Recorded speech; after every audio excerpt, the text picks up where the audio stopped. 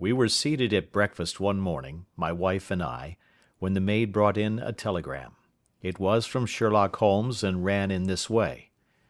"Have you a couple of days to spare? Have just been wired for from the west of England in connection with Boscombe Valley tragedy. Shall be glad if you will come with me. Air and scenery perfect. Leave Paddington by the 11:15. "What do you say, dear?" said my wife, looking across at me. "Will you go?" "I really don't know what to say. I have a fairly long list at present." "Oh, Anstruther would do your work for you. You have been looking a little pale lately.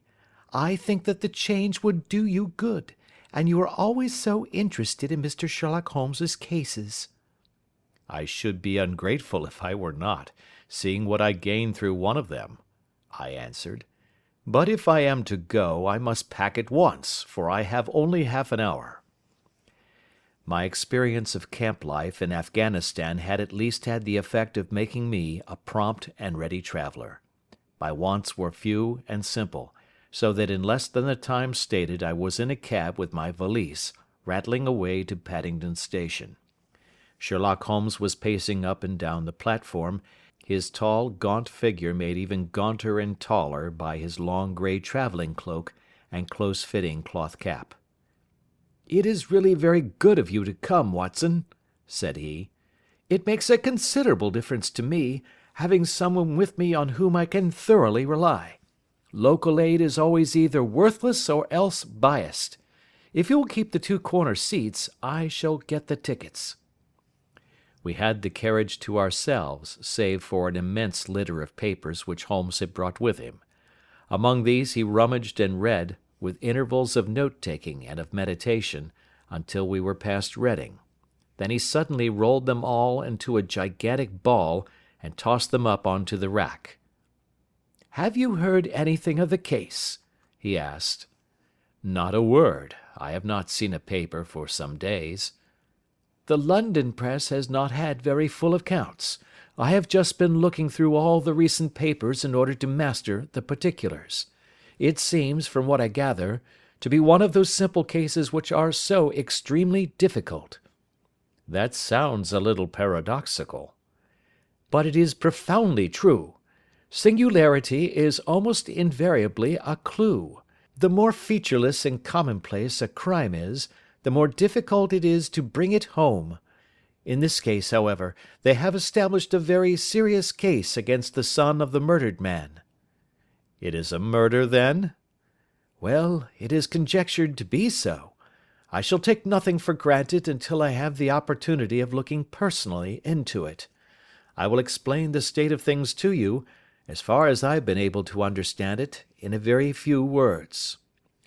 Boscombe Valley is a country district not very far from Ross, in Herefordshire. The largest landed proprietor in that part is a Mr. John Turner, who made his money in Australia and returned some years ago to the old country. One of the farms which he held, that of Hatherley, was let to Mr. Charles McCarthy, who was also an ex-Australian. The men had known each other in the colonies, so that it was not unnatural that when they came to settle down, they should do so as near each other as possible. Turner was apparently the richer man, so McCarthy became his tenant, but still remained, it seems, upon terms of perfect equality, as they were frequently together. McCarthy had one son, a lad of 18, and Turner had an only daughter of the same age, but neither of them had wives living. They appeared to have avoided the society of the neighbouring English families and to have led retired lives, though both the McCarthys were fond of sport and were frequently seen at the race meetings of the neighbourhood. McCarthy kept two servants, a man and a girl. Turner had a considerable household, some half-dozen at the least. That is as much as I have been able to gather about the families. Now for the facts. On June 3rd, that is, on Monday last, McCarthy left his house at Hatherley about 3 in the afternoon and walked down to the Boscombe Pool, which is a small lake formed by the spreading out of the stream which runs down the Boscombe Valley. He had been out with his serving man in the morning at Ross, and he had told the man that he must hurry, as he had an appointment of importance to keep at 3. From that appointment he never came back alive. From Hatherley Farmhouse to the Boscombe Pool is 1/4 of a mile, and 2 people saw him as he passed over this ground. One was an old woman, whose name is not mentioned, and the other was William Crowder, a gamekeeper in the employ of Mr. Turner. Both these witnesses depose that Mr. McCarthy was walking alone. The gamekeeper adds that within a few minutes of his seeing McCarthy pass, he had seen his son, Mr. James McCarthy, going the same way with a gun under his arm. To the best of his belief, the father was actually in sight at the time, and the son was following him. He thought no more of the matter until he heard in the evening of the tragedy that had occurred. The 2 McCarthys were seen after the time when William Crowder, the gamekeeper, lost sight of them. The Boscombe Pool is thickly wooded round, with just a fringe of grass and of reeds around the edge. A girl of 14, Patience Moran, who is the daughter of the lodge-keeper of the Boscombe Valley estate, was in one of the woods, picking flowers. She states that while she was there she saw, at the border of the wood and close by the lake, Mr. McCarthy and his son, and that they appeared to be having a violent quarrel. She heard Mr. McCarthy the elder using very strong language to his son, and she saw the latter raise up his hand as if to strike his father. She was so frightened by their violence that she ran away and told her mother, when she reached home, that she had left the 2 McCarthys quarrelling near Boscombe Pool, and that she was afraid that they were going to fight. She had hardly said the words when young Mr. McCarthy came running up to the lodge to say that he had found his father dead in the wood, and to ask for the help of the lodge keeper. He was much excited, without either his gun or his hat, and his right hand and sleeve were observed to be stained with fresh blood. On following him, they found the dead body stretched out upon the grass beside the pool. The head had been beaten in by repeated blows of some heavy and blunt weapon. The injuries were such as might very well have been inflicted by the butt end of his son's gun, which was found lying on the grass within a few paces of the body. Under these circumstances the young man was instantly arrested, and a verdict of wilful murder having been returned at the inquest on Tuesday, he was on Wednesday brought before the magistrates at Ross, who have referred the case to the next assizes. Those are the main facts of the case, as they came out before the coroner and the police court. "I could hardly imagine a more damning case," I remarked. "If ever circumstantial evidence pointed to a criminal, it does so here." "Circumstantial evidence is a very tricky thing," answered Holmes thoughtfully. "It may seem to point very straight to one thing, but if you shift your own point of view a little, you will find it pointing in an equally uncompromising manner to something entirely different. It must be confessed, however, that the case looks exceedingly grave against the young man, and it is very possible that he is indeed the culprit. There are several people in the neighbourhood, however, and among them Miss Turner, the daughter of the neighbouring landowner, who believe in his innocence, and who have retained Lestrade, whom you may recollect in connection with the study in scarlet, to work out the case in his interest. Lestrade, being rather puzzled, has referred the case to me, and hence it is that 2 middle-aged gentlemen are flying westward at 50 miles an hour, instead of quietly digesting their breakfasts at home. "I am afraid," said I, "that the facts are so obvious that you will find little credit to be gained out of this case." "There is nothing more deceptive than an obvious fact," he answered, laughing. "Besides, we may chance to hit upon some other obvious facts, which may have been by no means obvious to Mr. Lestrade. You know me too well to think that I am boasting when I say that I shall either confirm or destroy his theory by means which he is quite incapable of employing, or even of understanding. To take the first example to hand, I very clearly perceive that in your bedroom the window is upon the right-hand side, and yet I question whether Mr. Lestrade would have noted even so self-evident a thing as that. How on earth, my dear fellow, I know you well. I know the military neatness which characterizes you. You shave every morning, and in this season you shave by the sunlight. But since your shaving is less and less complete as we get farther back on the left side, until it becomes positively slovenly as we get round the angle of the jaw, it is surely very clear that that side is less illuminated than the other. I could not imagine a man of your habits looking at himself in an equal light and being satisfied with such a result. I only quote this as a trivial example of observation and inference. Therein lies my métier, and it is just possible that it may be of some service in the investigation which lies before us. There are one or two minor points which were brought out in the inquest and which are worth considering. What are they? It appears that his arrest did not take place at once, but after the return to Hatherley Farm. On the inspector of constabulary informing him that he was a prisoner, he remarked that he was not surprised to hear it, and that it was no more than his deserts. This observation of his had the natural effect of removing any traces of doubt which might have remained in the minds of the coroner's jury. "It was a confession," I ejaculated. "No, for it was followed by a protestation of innocence." "Coming on the top of such a damning series of events, it was at least a most suspicious remark." "On the contrary," said Holmes, "it is the brightest rift which I can at present see in the clouds.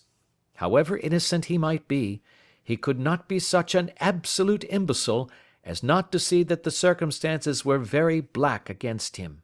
Had he appeared surprised at his own arrest, or feigned indignation at it, I should have looked upon it as highly suspicious, because such surprise or anger would not be natural under the circumstances, and yet might appear to be the best policy to a scheming man.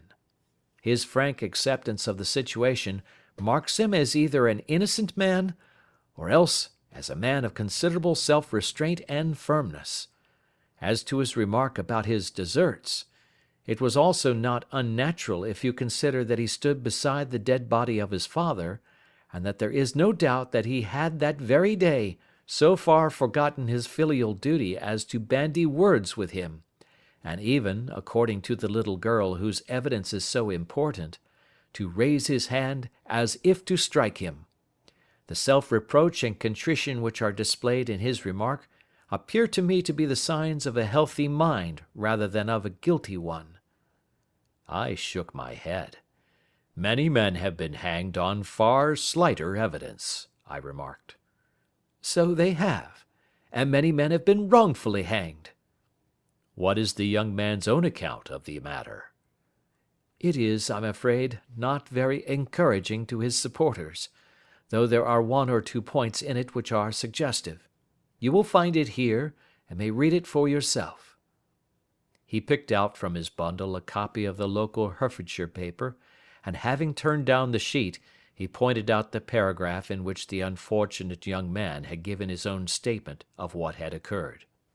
I settled myself down in the corner of the carriage, and read it very carefully. It ran in this way: "Mr. James McCarthy, the only son of the deceased, was then called and gave evidence as follows. I had been away from home for 3 days at Bristol, and had only just returned upon the morning of last Monday, the 3rd. My father was absent from home at the time of my arrival, and I was informed by the maid that he had driven over to Ross with John Cobb, the groom. Shortly after my return I heard the wheels of his trap in the yard, and looking out of my window, I saw him get out and walk rapidly out of the yard, though I was not aware in which direction he was going. I then took my gun and strolled out in the direction of the Boscombe pool, with the intention of visiting the rabbit warren which is upon the other side. On my way I saw William Crowder, the gamekeeper, as he had stated in his evidence, but he is mistaken in thinking that I was following my father. I had no idea that he was in front of me. When about 100 yards from the pool I heard a cry of "Coo-ee!" which was a usual signal between my father and myself. I then hurried forward, and found him standing by the pool. He appeared to be much surprised at seeing me, and asked me rather roughly what I was doing there. A conversation ensued which led to high words and almost to blows, for my father was a man of a very violent temper. Seeing that his passion was becoming ungovernable, I left him and returned towards Hatherley Farm. I had not gone more than 150 yards, however, when I heard a hideous outcry behind me, which caused me to run back again. I found my father expiring upon the ground, with his head terribly injured. I dropped my gun and held him in my arms, but he almost instantly expired. I knelt beside him for some minutes, and then made my way to Mr. Turner's lodge-keeper, his house being the nearest, to ask for assistance. I saw no one near my father when I returned, and I have no idea how he came by his injuries. He was not a popular man, being somewhat cold and forbidding in his manners, but he had, as far as I know, no active enemies. I know nothing further of the matter. The Coroner: Did your father make any statement to you before he died? Witness: He mumbled a few words, but I could only catch some allusion to a rat. The Coroner: What did you understand by that? Witness: It conveyed no meaning to me. I thought that he was delirious. The Coroner: What was the point upon which you and your father had this final quarrel? Witness: I should prefer not to answer. The Coroner: I am afraid that I must press it. Witness: It is really impossible for me to tell you. I can assure you that it has nothing to do with the sad tragedy which followed. The Coroner: That is for the court to decide. I need not point out to you that your refusal to answer will prejudice your case considerably in any future proceedings which may arise. Witness: I must still refuse. The Coroner: I understand that the cry of "Cooee" was a common signal between you and your father? Witness: It was. The Coroner: How was it then that he uttered it before he saw you, and before he even knew that you had returned from Bristol?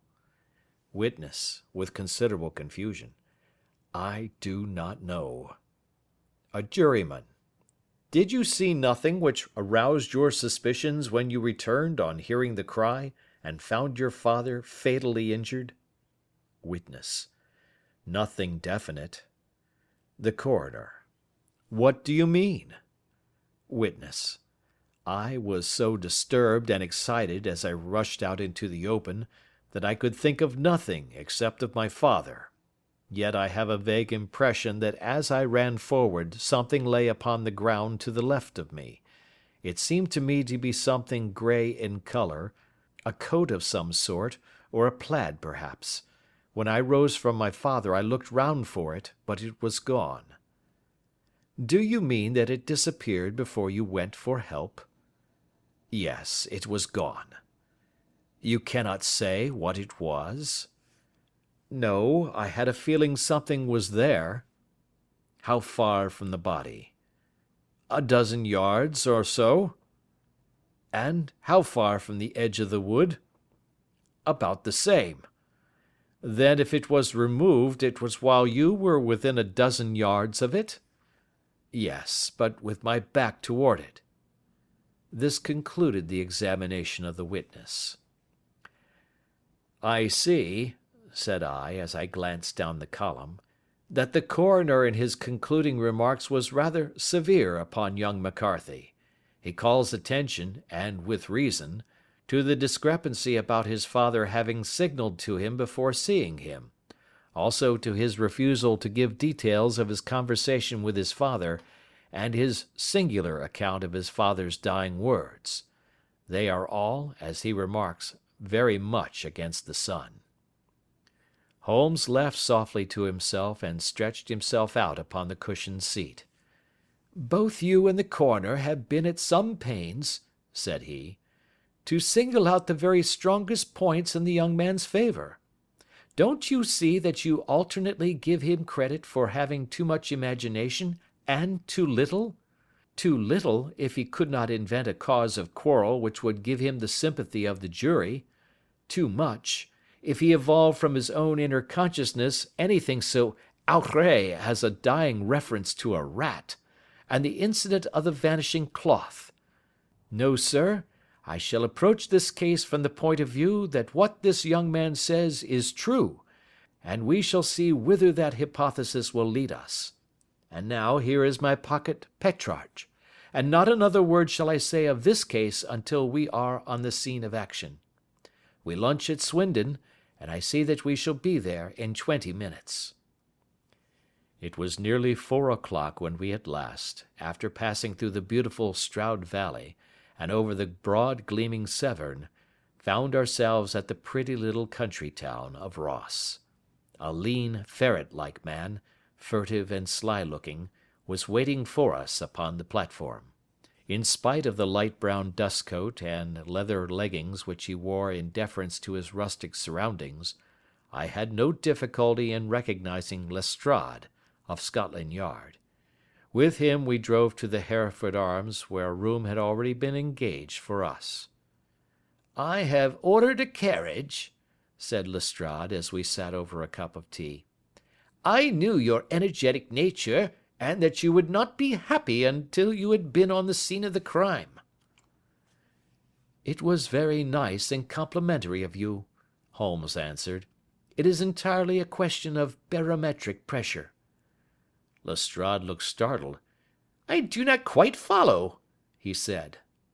"How is the glass? 29, I see. No wind, and not a cloud in the sky. I have a case full of cigarettes here which need smoking, and the sofa is very much superior to the usual country hotel abomination. I do not think that it is probable that I shall use the carriage tonight." Lestrade laughed indulgently. "You have, no doubt, already formed your conclusions from the newspapers," he said. "The case is as plain as a pikestaff, and the more one goes into it, the plainer it becomes. Still, of course, one can't refuse a lady, and such a very positive one too. She has heard of you, and would have your opinion, though I repeatedly told her that there was nothing which you could do which I have not already done. Why, bless my soul, here is her carriage at the door." He had hardly spoken before there rushed into the room one of the most lovely young women that I have ever seen in my life. Her violet eyes shining, her lips parted, a pink flush upon her cheeks, all thought of her natural reserve lost in her overpowering excitement and concern. "Oh, Mr. Sherlock Holmes!" she cried, glancing from one to the other of us, and finally, with a woman's quick intuition, fastening upon my companion. "I am so glad that you have come. I have driven down to tell you so. I know that James didn't do it. I know it, and I want you to start upon your work knowing it, too. Never let yourself doubt upon that point. We have known each other since we were little children, and I know his faults as no one else does, but he is too tender-hearted to hurt a fly. Such a charge is absurd to anyone who really knows him." "I hope we may clear him, Miss Turner," said Sherlock Holmes. "You may rely upon my doing all that I can." "But you have read the evidence? You have formed some conclusion? Do you not see some loophole, some flaw? Do you not yourself think that he is innocent?" "I think that it is very probable." "There now!" she cried, throwing back her head and looking defiantly at Lestrade. "You hear? He gives me hopes."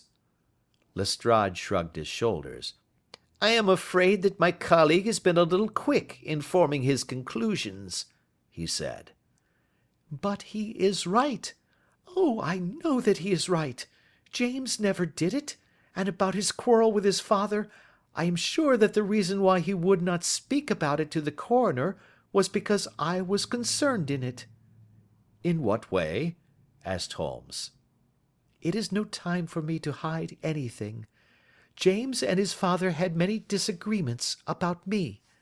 Mr. McCarthy was very anxious that there should be a marriage between us. James and I have always loved each other as brother and sister, but of course he is young and has seen very little of life yet, well, he naturally did not wish to do anything like that yet.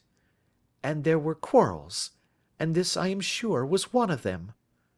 "And your father?" asked Holmes. "Was he in favour of such a union?" "No, he was quite averse to it also. No one but Mr. McCarthy was in favour of it." A quick blush passed over her fresh young face as Holmes shot one of his keen, questioning glances at her. "Thank you for this information," said he. "May I see your father if I call to-morrow?" "I am afraid the doctor won't allow it." "The doctor?" "Yes. Have you not heard? Poor father has never been strong for years back, but this has broken him down completely. He is taken to his bed, and Dr. Willows says that he is a wreck, and that his nervous system is shattered. Mr. McCarthy was the only man alive who had known Dad in the old days in Victoria." "Ha! In Victoria. That is important." "Yes, at the mines." "Quite so, at the gold mines, where, as I understand, Mr. Turner made his money." "Yes, certainly." "Thank you, Miss Turner. You have been of material assistance to me." "You will tell me if you have any news to-morrow. No doubt you will go to the prison to see James. Oh, if you do, Mr. Holmes, do tell him that I know him to be innocent." "I will, Miss Turner." "I must go home now, for Dad is very ill, and he misses me so if I leave him. Good-bye, and God help you in your undertaking." She hurried from the room as impulsively as she had entered, and we heard the wheels of her carriage rattle off down the street. "I am ashamed of you, Holmes," said Lestrade with dignity after a few minutes' silence. "Why should you raise up hopes which you are bound to disappoint? I am not over tender of heart, but I call it cruel." "I think that I see my way to clearing James McCarthy," said Holmes. "Have you an order to see him in prison?" "Yes, but only for you and me." "Then I shall reconsider my resolution about going out. We have still time to take a train to Hereford and see him to-night?" "Ample." "Then let us do so. Watson, I fear that you will find it very slow, but I shall only be away a couple of hours." I walked down to the station with them, and then wandered through the streets of the little town, finally returning to the hotel, where I lay upon the sofa and tried to interest myself in a yellow-backed novel.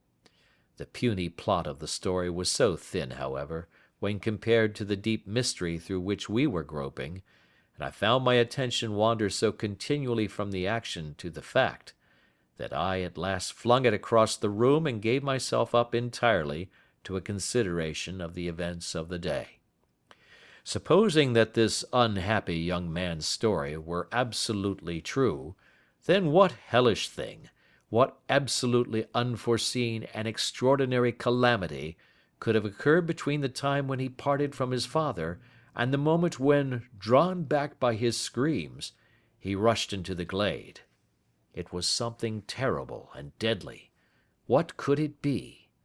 Might not the nature of the injuries reveal something to my medical instincts? I rang the bell, and called for the weekly county paper, which contained a verbatim account of the inquest. In the surgeon's deposition it was stated that the posterior third of the left parietal bone and the left half of the occipital bone had been shattered by a heavy blow from a blunt weapon. I marked the spot upon my own head. Clearly such a blow must have been struck from behind. That was to some extent in favour of the accused, as when seen quarrelling he was face to face with his father. Still, it did not go for very much, for the older man might have turned his back before the blow fell. Still, it might be worth while to call Holmes's attention to it. Then there was the peculiar dying reference to a rat. What could that mean? It could not be delirium. A man dying from a sudden blow does not commonly become delirious. No, It was more likely to be an attempt to explain how he met his fate. But what could it indicate? I cudgelled my brains to find some possible explanation. And then the incident of the grey cloth seen by young McCarthy. If that were true, the murderer must have dropped some part of his dress, presumably his overcoat, in his flight, and must have had the hardihood to return and to carry it away at the instant when the son was kneeling with his back turned not a dozen paces off. What a tissue of mysteries and improbabilities the whole thing was! I did not wonder at Lestrade's opinion, and yet I had so much faith in Sherlock Holmes's insight that I could not lose hope as long as every fresh fact seemed to strengthen his conviction of young McCarthy's innocence. It was late before Sherlock Holmes returned. He came back alone, for Lestrade was staying in lodgings in the town. "The glass still keeps very high," he remarked as he sat down. "It is of importance that it should not rain before we are able to go over the ground. On the other hand, a man should be at his very best and keenest for such nice work as that, and I did not wish to do it when fagged by a long journey. I have seen young McCarthy." "And what did you learn from him?" "Nothing." "Could he throw no light?" "None at all. I was inclined to think at one time that he knew who had done it, and was screening him or her, but I am convinced now that he is as puzzled as everyone else. He is not a very quick-witted youth, though comely to look at and, I should think, sound at heart." "I cannot admire his taste," I remarked, "if it is indeed a fact that he was averse to a marriage with so charming a young lady as this Miss Turner." "Ah, thereby hangs a rather painful tale. This fellow is madly, insanely in love with her, but some 2 years ago, when he was only a lad, and before he really knew her, for she had been away 5 years at a boarding school, what does the idiot do but get into the clutches of a barmaid in Bristol, and marry her at a registry office? No one knows a word of the matter, but you can imagine how maddening it must be to him to be upbraided for not doing what he would give his very eyes to do, but what he knows to be absolutely impossible. It was sheer frenzy of this sort which made him throw his hands up into the air when his father, at their last interview, was goading him on to propose to Miss Turner. On the other hand, he had no means of supporting himself, and his father, who was by all accounts a very hard man, would have thrown him over utterly had he known the truth. It was with his barmaid wife that he had spent the last 3 days in Bristol, and his father did not know where he was. Mark that point. It is of importance. Good has come out of evil, however, for the barmaid, finding from the papers that he is in serious trouble and likely to be hanged, has thrown him over utterly and has written to him to say that she has a husband already in the Bermuda dockyard, so that there is really no tie between them. I think that that bit of news has consoled young McCarthy for all that he has suffered." "But if he is innocent, who has done it?" "Ah, who? I would call your attention very particularly to 2 points. One is that the murdered man had an appointment with someone at the pool, and that the someone could not have been his son, for his son was away, and he did not know when he would return. The second is that the murdered man was heard to cry 'Cooee!' before he knew that his son had returned. Those are the crucial points upon which the case depends. And now let us talk about George Meredith, if you please, and we shall leave all minor matters until tomorrow." There was no rain, as Holmes had foretold, and the morning broke bright and cloudless. At 9 o'clock Lestrade called for us with the carriage, and we set off for Hatherley Farm and the Boscombe Pool. "There is serious news this morning," Lestrade observed. "It is said that Mr. Turner, of the Hall, is so ill that his life is despaired of." "An elderly man, I presume?" said Holmes. "About 60. But his constitution has been shattered by his life abroad, and he has been in failing health for some time. This business has had a very bad effect upon him. He was an old friend of McCarthy's, and, I may add, a great benefactor to him, for I have learned that he gave him Hatherley Farm rent-free." "Indeed, that is interesting," said Holmes. "Oh yes, in 100 other ways he has helped him. Everybody about here speaks of his kindness to him. Really, does it not strike you as a little singular that this McCarthy, who appears to have had little of his own, and to have been under such obligations to Turner, should still talk of marrying his son to Turner's daughter, who is presumably heiress to the estate, and that in such a very cocksure manner, as if it were merely a case of a proposal and all else would follow? It is the more strange, since we know that Turner himself was averse to the idea. The daughter told us as much. Do you not deduce something from that?" "We have got to the deductions and the inferences," said Lestrade, winking at me. "I find it hard enough to tackle facts, Holmes, without flying away after theories and fancies." "You are right," said Holmes demurely. "You do find it very hard to tackle the facts." "Anyhow, I have grasped one fact which you seem to find it difficult to get hold of," replied Lestrade with some warmth. "And that is?" "That McCarthy Senior met his death from McCarthy Junior, and that all theories to the contrary are the merest moonshine." "Well, moonshine is a brighter thing than fog," said Holmes, laughing. "But I am very much mistaken if this is not Hatherley Farm upon the left." "Yes, that is it." It was a wide-spread, comfortable-looking building, 2-storied, slate-roofed, with great yellow blotches of lichen upon the grey walls. The drawn blinds and the smokeless chimneys, however, gave it a stricken look, as though the weight of this horror still lay heavy upon it. We called at the door, when the maid, at Holmes's request, showed us the boots which her master wore at the time of his death, and also a pair of the son's, though not the pair which he had then had. Having measured these very carefully from 7 or 8 different points, Holmes desired to be led to the courtyard, from which we all followed the winding track which led to Boscombe Pool. Sherlock Holmes was transformed when he was hot upon such a scent as this. Men who had only known the quiet thinker and logician of Baker Street would have failed to recognize him. His face flushed and darkened.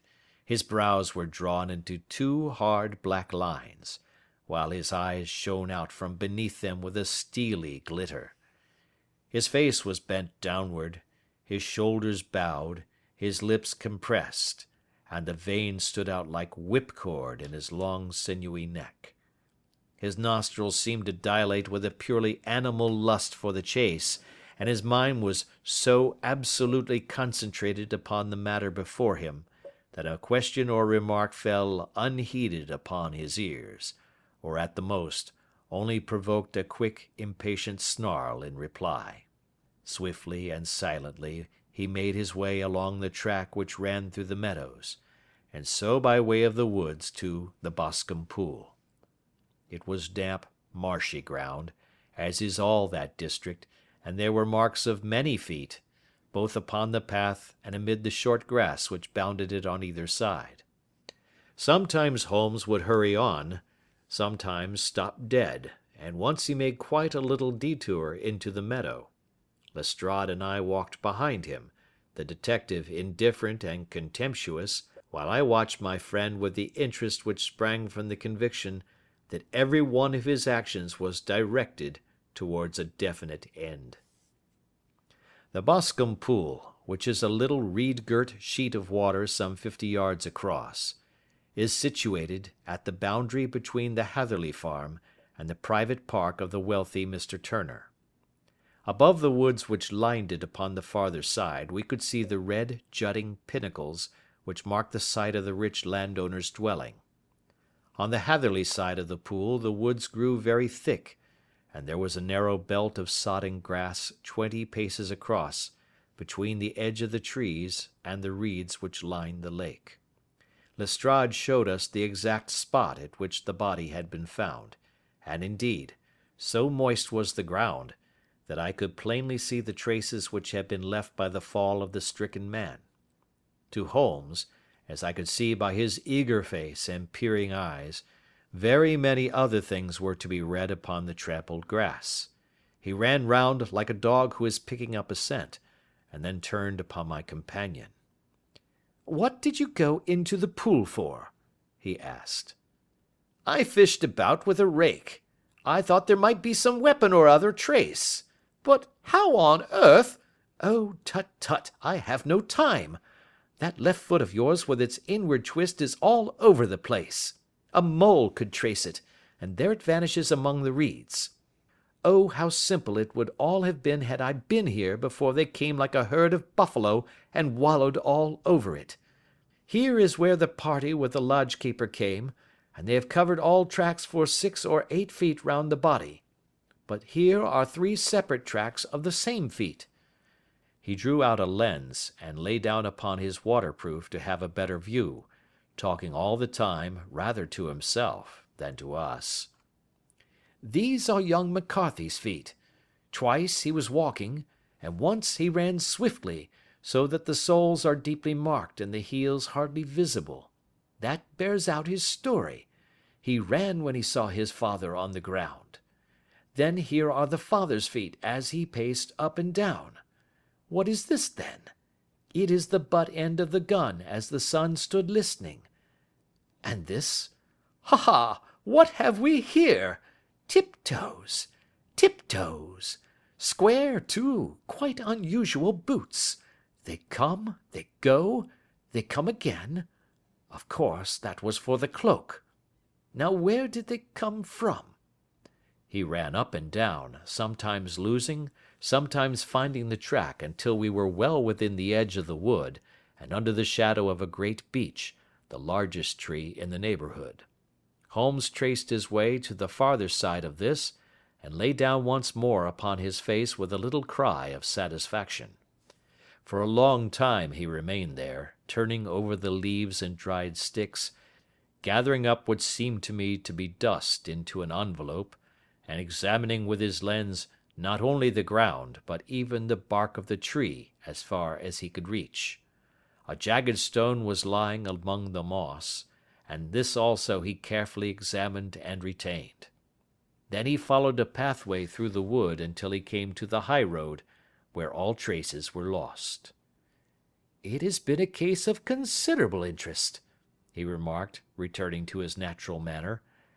"I fancy that this grey house on the right must be the lodge. I think that I will go in and have a word with Morin, and perhaps write a little note. Having done that, we may drive back to our luncheon. You may walk to the cab, and I shall be with you presently." It was about 10 minutes before we regained our cab and drove back into Ross, Holmes still carrying with him the stone which he had picked up in the wood. "This may interest you, Lestrade," he remarked, holding it out. "The murder was done with it." "I see no marks." "There are none." "How do you know, then?" "The grass was growing under it. It had only lain there a few days. There was no sign of a place whence it had been taken.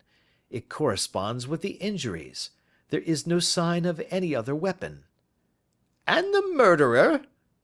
"Is a tall man, left-handed, limps with the right leg, wears thick-soled shooting boots and a grey cloak, smokes Indian cigars, uses a cigar holder, and carries a blunt penknife in his pocket. There are several other indications, but these may be enough to aid us in our search." Lestrade laughed. "I am afraid that I am still a sceptic," he said. "Theories are all very well, but we have to deal with a hard-headed British jury." "Nous verrons," answered Holmes calmly. "You work your own method, and I shall work mine. I shall be busy this afternoon, and shall probably return to London by the evening train." "And leave your case unfinished?" "No, finished." "But the mystery?" "It is solved." Who was the criminal, then?" "The gentleman I describe." "But who is he?" "Surely it would not be difficult to find out. This is not such a populous neighbourhood." Lestrade shrugged his shoulders. "I am a practical man," he said, "and I really cannot undertake to go about the country looking for a left-handed gentleman with a game leg. I should become the laughing-stock of Scotland Yard." "All right," said Holmes quietly. "I have given you the chance. Here are your lodgings. Good-bye. I shall drop you a line before I leave." Having left Lestrade at his rooms, we drove to our hotel, where we found lunch upon the table. Holmes was silent and buried in thought, with a pained expression upon his face, as one who finds himself in a perplexing position. "Look here, Watson," he said, when the cloth was cleared. "Just sit down in this chair and let me preach to you for a little. I don't know quite what to do, and I should value your advice. Light a cigar and let me expound." "Pray do so." "Well now, in considering this case there are 2 points about young McCarthy's narrative which struck us both instantly, although they impressed me in his favour and you against him. One was the fact that his father should, according to his account, cry cooee before seeing him. The other was his singular dying reference to a rat. He mumbled several words, you understand, but that was all that caught the son's ear.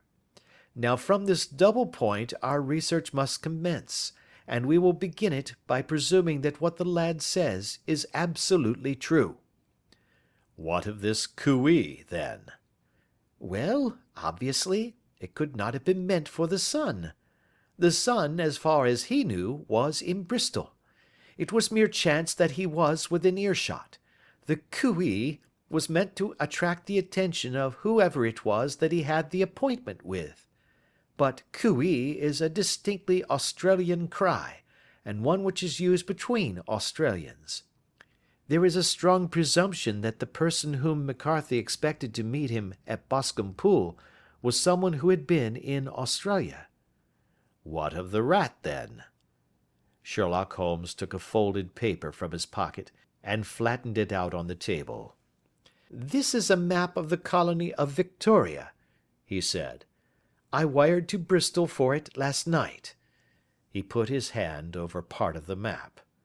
"What do you read?" "A rat," I read. "And now?" He raised his hand. "Ballarat." "Quite so. That was the word the man uttered, and of which his son only caught the last 2 syllables. He was trying to utter the name of his murderer, so and so of Ballarat." "It is wonderful!" I exclaimed. "It is obvious. And now you see I had narrowed the field down considerably. The possession of a grey garment was a third point which, granting the son's statement to be correct, was a certainty. We have come now out of mere vagueness to the definite conception of an Australian from Ballarat with a grey cloak." "Certainly." "And one who was at home in the district, for the pool can only be approached by the farm or by the estate, where strangers could hardly wander." "Quite so." "Then comes our expedition of today. By an examination of the ground, I gained the trifling details which I gave to that imbecile Lestrade, as to the personality of the criminal." "But how did you gain them?" "You know my method. It is founded upon the observation of trifles." "His height I know that you might roughly judge from the length of his stride. His boots, too, might be told from their traces." "Yes, they were peculiar boots." "But his lameness?" "The impression of his right foot was always less distinct than his left. He put less weight upon it. Why? Because he limped. He was lame." "But his left-handedness?" "You were yourself struck by the nature of the injury as recorded by the surgeon at the inquest. The blow was struck from immediately behind, and yet was upon the left side. Now, How can that be unless it were by a left-handed man? He had stood behind that tree during the interview between the father and the son. He had even smoked there. I found the ash of a cigar, which my special knowledge of tobacco ashes enables me to pronounce as an Indian cigar. I have, as you know, devoted some attention to this, and written a little monograph on the ashes of 140 different varieties of pipe, cigar, and cigarette tobacco. Having found the ash, I then looked round and discovered the stump among the moss where he had tossed it. It was an Indian cigar, of the variety which are rolled in Rotterdam. And the cigar holder? I could see that the end had not been in his mouth. Therefore he used a holder. The tip had been cut off, not bitten off, but the cut was not a clean one, so I deduced a blunt penknife. Holmes, I said, you have drawn a net round this man from which he cannot escape, and you have saved an innocent human life as truly as if you had cut the cord which was hanging him. I see the direction in which all this points. The culprit is Mr. John Turner, cried the hotel waiter, opening the door of our sitting-room, and ushering in a visitor. The man who entered was a strange and impressive figure. His slow, limping step and bowed shoulders gave the appearance of decrepitude, and yet his hard, deep-lined, craggy features, and his enormous limbs showed that he was possessed of unusual strength of body and of character.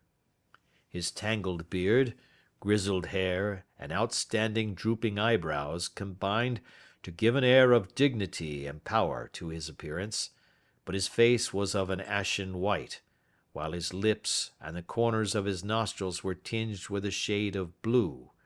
It was clear to me at a glance that he was in the grip of some deadly and chronic disease. "Pray sit down on the sofa," said Holmes gently. "You had my note." "Yes, the lodge-keeper brought it up. You said that you wished to see me here to avoid scandal." "I thought people would talk if I went to the hall." "And why did you wish to see me?" He looked across at my companion with despair in his weary eyes, as though his question was already answered. "Yes," said Holmes, answering the look rather than the words. "It is so. I know all about McCarthy." The old man sank his face in his hands. "God help me!" he cried. "But I would not have let the young man come to harm. I give you my word that I would have spoken out if it went against him at the assizes." "I am glad to hear you say so," said Holmes gravely. "I would have spoken now had it not been for my dear girl. It would break her heart. It will break her heart when she hears that I am arrested." "It may not come to that," said Holmes. "What?" "I am no official agent. I understand that it was your daughter who required my presence here, and I am acting in her interests. Young McCarthy must be got off, however." "I am a dying man," said old Turner. "I have had diabetes for years. My doctor says it is a question whether I shall live a month. Yet I would rather die under my own roof than in a jail." Holmes rose and sat down at the table with his pen in his hand and a bundle of paper before him. "Just tell us the truth," he said. "I shall jot down the facts. You will sign it, and Watson here can witness it. Then I could produce your confession at the last extremity to save young McCarthy. I promise you that I shall not use it unless it is absolutely needed." "It's as well," said the old man. "It's a question whether I shall live to the assizes, so it matters little to me, but I should wish to spare Alice the shock. And now I will make the thing clear to you. It has been a long time in the acting, but will not take me long to tell. You didn't know this dead man, McCarthy. He was a devil incarnate. I tell you that. God keep you out of the clutches of such a man as he. His grip has been upon me these 20 years, and he has blasted my life. I'll tell you first how I came to be in his power. It was in the early 60s at the diggings. I was a young chap then, hot-blooded and reckless, ready to turn my hand at anything. I got among bad companions, took to drink, had no luck with my claim, took to the bush, and in a word became what you would call over here a highway robber. There were 6 of us, and we had a wild, free life of it, sticking up a station from time to time, or stopping the wagons on the road to the diggings. Black Jack of Ballarat was the name I went under, and our party is still remembered in the colony as the Ballarat Gang. One day, a gold convoy came down from Ballarat to Melbourne, and we lay in wait for it and attacked it. There were 6 troopers and 6 of us, so it was a close thing, but we emptied 4 of their saddles at the first volley. 3 of our boys were killed, however, before we got the swag. I put my pistol to the head of the wagon driver, who was this very man McCarthy. I wished to the Lord that I had shot him then, but I spared him, though I saw his wicked little eyes fixed on my face as though to remember every feature. We got away with the gold, became wealthy men, and made our way over to England without being suspected. There I parted from my old pals and determined to settle down to a quiet and respectable life. I bought this estate, which chanced to be in the market, and I set myself to do a little good with my money to make up for the way in which I had earned it. I married, too, and though my wife died young, she left me my dear little Alice. Even when she was just a baby, her wee hand seemed to lead me down the right path as nothing else had ever done. In a word, I turned over a new leaf and did my best to make up for the past. All was going well when McCarthy laid his grip upon me. I had gone up to town about an investment, and I met him in Regent Street with hardly a coat to his back or a boot to his foot. "Here we are, Jack," says he, touching me on the arm. "We'll be as good as a family to you. There's 2 of us, me and my son, and you can have the keeping of us. If you don't, it's a fine law-abiding country is England, and there's always a policeman within hail." Well, down they came to the West Country, there was no shaking them off, and there they have lived rent-free on my best land ever since. There was no rest for me, no peace, no forgetfulness. Turn where I would, there was his cunning, grinning face at my elbow. It grew worse as Alice grew up, for he soon saw I was more afraid of her knowing my past than of the police. Whatever he wanted he must have, and whatever it was I gave him without question, land, money, houses, until at last he asked a thing which I could not give. He asked for Alice. His son, you see, had grown up, and so had my girl, and as I was known to be in weak health, it seemed a fine stroke to him that his lad should step into the whole property. But there I was firm. I would not have his cursed stock mixed with mine. Not that I had any dislike to the lad, but his blood was in him, and that was enough. I stood firm. McCarthy threatened. I braved him to do his worst. We were to meet at the pool midway between our houses to talk it over. When I went down there I found him talking with his son, so I smoked a cigar and waited behind a tree until he should be alone. But as I listened to his talk, all that was black and bitter in me seemed to come uppermost. He was urging his son to marry my daughter, with as little regard for what she might think as if she were a slut from off the streets. It drove me mad to think that I and all that I held most dear should be in the power of such a man as this. Could I not snap the bond? I was already a dying and desperate man. Though clear of mind and fairly strong of limb, I knew that my own fate was sealed. But my memory and my girl, both could be saved if I could but silence that foul tongue. I did it, Mr. Holmes. I would do it again. Deeply as I have sinned, I have led a life of martyrdom to atone for it. But that my girl should be entangled in the same meshes which held me was more than I could suffer. I struck him down with no more compunction than if he had been some foul and venomous beast. His cry brought back his son, but I had gained the cover of the wood, though I was forced to go back to fetch the cloak which I had dropped in my flight.